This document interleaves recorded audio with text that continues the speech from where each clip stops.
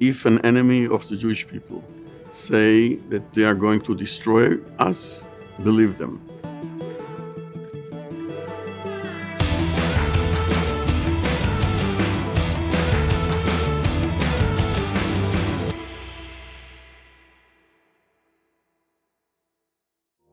Welcome to Global Perspectives. This year is the 40th anniversary of the Israeli attack on Iraq's Osirak nuclear reactor, an event which undoubtedly changed Israeli and world history and shaped Israeli military doctrine ever since.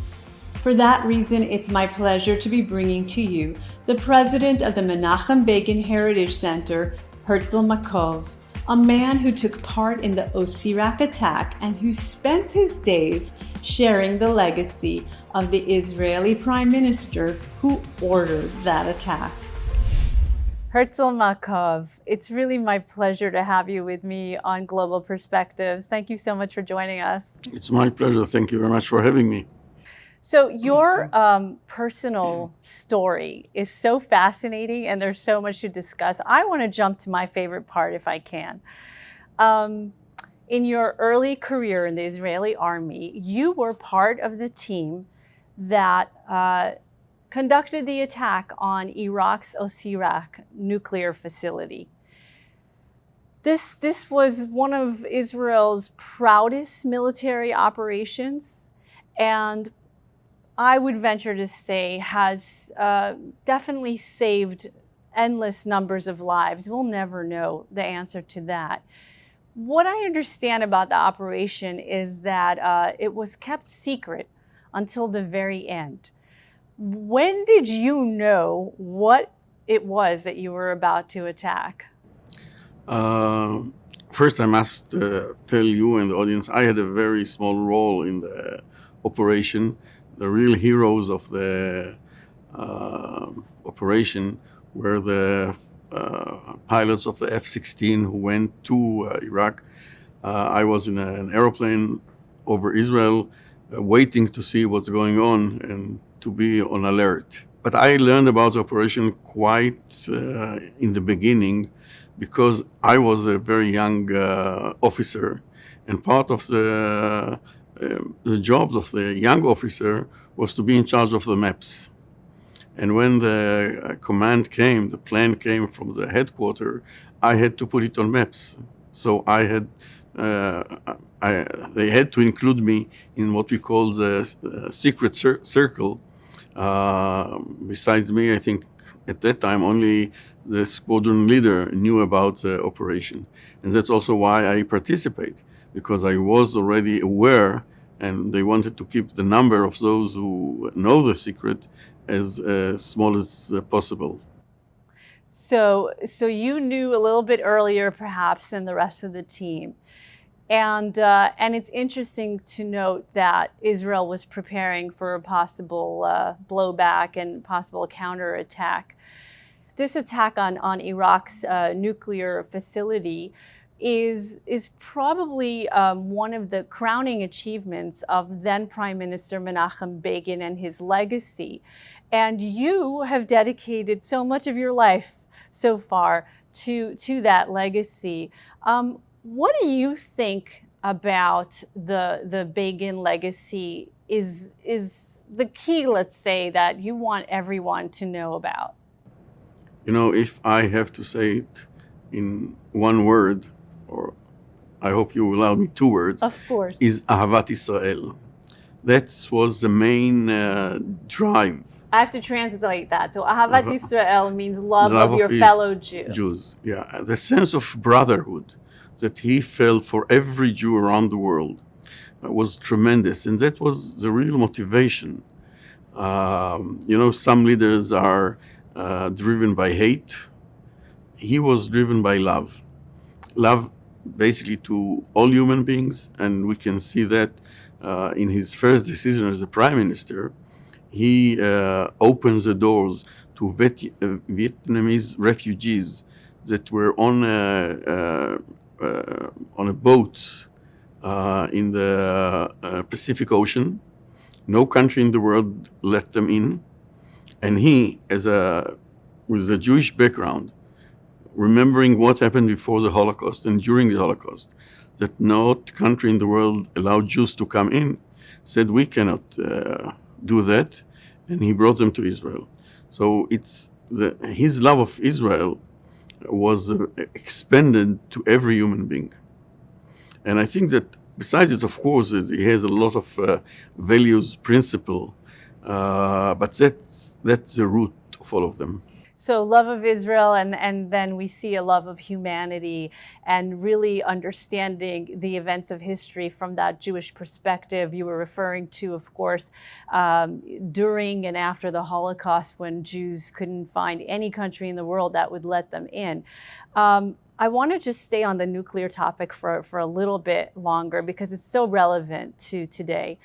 Menachem Begin, not only did he make this decision to take out the Iraqi nuclear facility upon, I guess at some point upon hearing about its existence, but he's also known for what's called the Begin Doctrine, which is that he would prevent any further Holocaust of the Jewish people, that no enemy of the Jewish state of Israel would ever have a nuclear capability, a nuclear bomb capability again. Do you think that in Israel today that Begin Doctrine still exists? Yes, no doubt. It's a cornerstone of Israel's strategic view world. I would say the philosophy, the concept of security. The cornerstone is, as you mentioned, the Begin Doctrine, which he put it in words in 1981 during the operation, that we are not going to allow any enemy of the Jewish people to acquire a weapon of mass destruction, all kind of weapons of mass destruction, never again. And the other part of that doctrine was that if an enemy of the Jewish people say that they are going to destroy us, believe them. And then do whatever in your power in order to prevent it. So Herzl, this brings me to the Iranian regime. Just to share, I was born in Iran myself, and my family, which had been indigenous to ancient Persia going back thousands of generations, as is most of the Persian Jewish community, we survived thousands of years. Suddenly in 1979, we have to get up and flee for our lives because of the rising anti-Semitism at the time. This same regime checks both of the items that you just mentioned about the Begin Doctrine, which is that they say that they hate Israel and want to, quote unquote, eliminate Israel. This is quote unquote of the Iranian Supreme Leader Ayatollah Khamenei. And also they are very, very much every single day advancing their nuclear bombs, weapons building capacity. Now, your former prime minister in Israel, Benjamin Netanyahu, was very vocal on this issue, and he seemed to be committed to never allowing the Iranians to gain nuclear bombs capability. Do you think your current government and this current coalition with the Prime Minister Naftali Bennett, with Foreign Minister Yair Lapid, who are going to switch roles, the Foreign Minister is going to be taking over the Prime Ministerial role, do you see this government having that same motivation as Prime Minister Netanyahu did? Yes, I believe that this is, as I said, a cornerstone in every government. It was Labour government after Begin, when Barak was Prime Minister, when Rabin was Prime Minister. That's part of the basic things. There might be a difference of how to express it and what to do with it. As the previous Prime Minister chose to come to the Congress here in the States in order to bring the message. Some didn't like it. So maybe the current Prime Minister would like to do it more diplomatically. But this is on the means how to achieve the goal. But the goal, I believe strongly, it's an Israeli consensus. Well, I have been very vocal on this issue, and I certainly hope that the Israeli government does stay forever dedicated to the Begin the Begin Doctrine. I want to stay on Prime Minister Begin for a moment. So he was a warrior in the sense that when he felt that military action was required, he took it. But he was also a peacemaker, and he received the Nobel Peace Prize for the peace treaty that he made with Egypt. How do you think Menachem Begin, if he were alive today, how do you think he would react to the Abraham Accords, the war and peace deals with the UAE, Bahrain, that were then followed by Sudan and Morocco, and I must say, brokered by the Trump administration? I'm quite sure, from what I know about Menachem Begin, that he would be very happy and pleased by any agreement that normalize the situation of Israel in the region, that embrace our neighbors. That's a prayer of Israel from the beginning. Menachem Begin was a realist to see when there is a threat to fight it. But whenever there was a chance to have a peace agreement, of course we should go there. And the peace agreement with Egypt that he initiated in 1977, a few weeks after he just took power, by sending through the Shah of Iran a message, and through the president of Romania, Ceausescu, which both had good connection with both parties at the time.